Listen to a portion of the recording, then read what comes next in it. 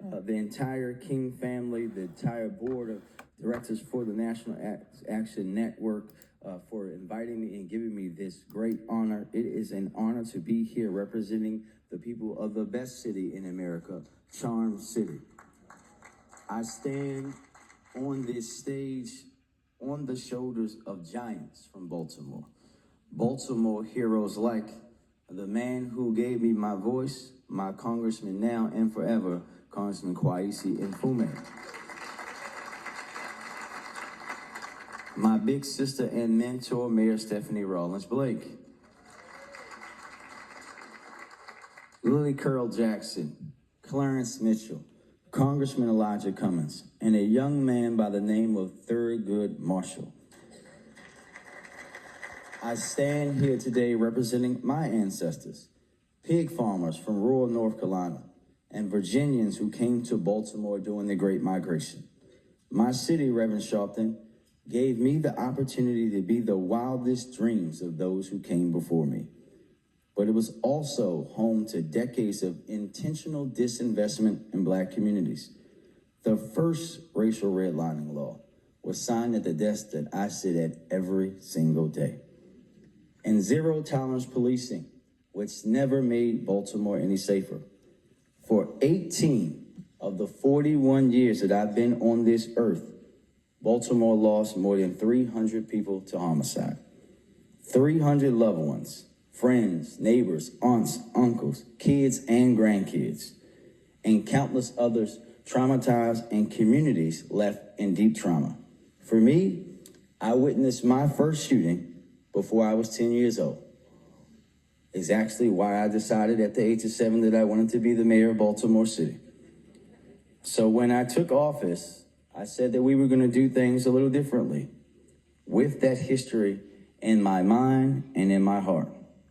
Instead of returning to the broken policies of the past, we're getting at the root cause of this disease known as gun violence.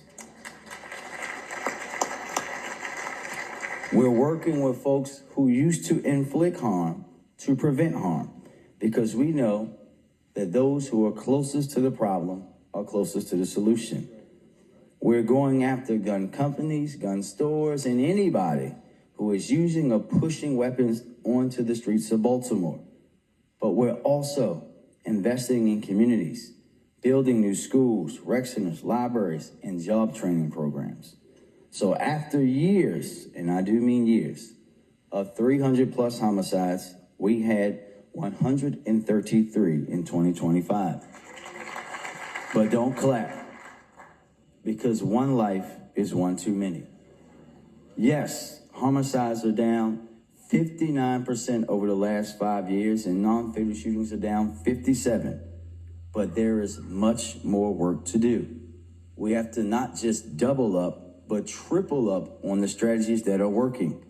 And it's especially important for us to keep pushing at the local level, because we know that this federal government would like nothing more than to see us fail.